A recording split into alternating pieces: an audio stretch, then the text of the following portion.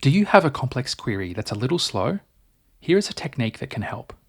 You've got a query that gets data from many tables. Maybe there's some complex logic in here, maybe some subqueries, case statements, and some where conditions. Maybe you've got some grouping and aggregate functions.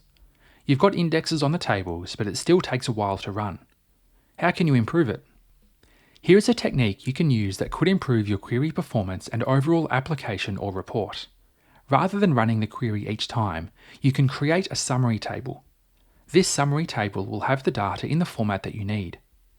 This means you can query the summary table whenever your application or report or whatever needs to get the data you need. I'll explain the pros and cons of this approach later in the video. For now, let's see how we can implement this. Step 1 is to create our summary table. We'll call ours Medal Summary, as it's a summary of Olympic medals for countries and Olympic Games. We specify the columns we need along with the data types.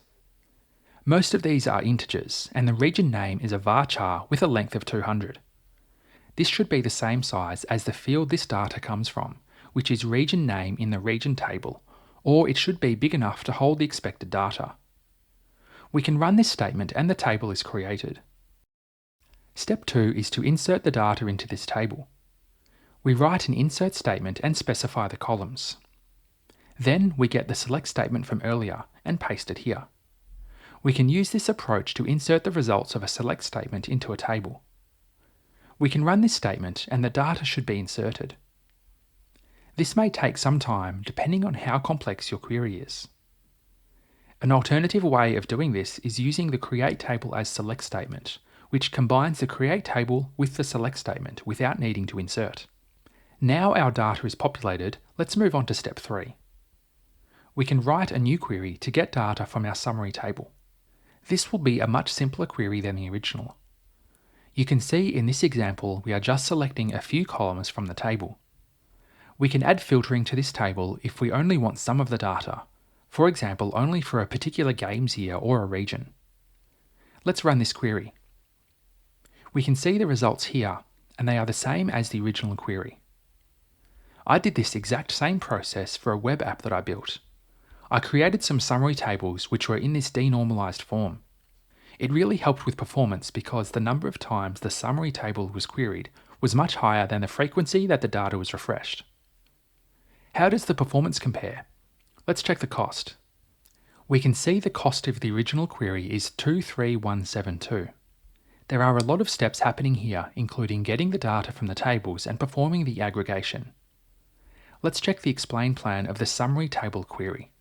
We can see this cost is 50, which is much less. There's also only one step, which is fetching data from the table. Now you might be thinking, of course this is faster because the slow query has been moved to the insert statement. Let's look at that as well as the benefits and costs. The benefits of using a summary table like this are that it improves the performance of the select query. It can be helpful if you run a query like this multiple times on the same set of data. You perform all of the complex logic once and select the simple version of the data. Depending on your query and the application or report that runs it, it could reduce the complexity in your queries as well.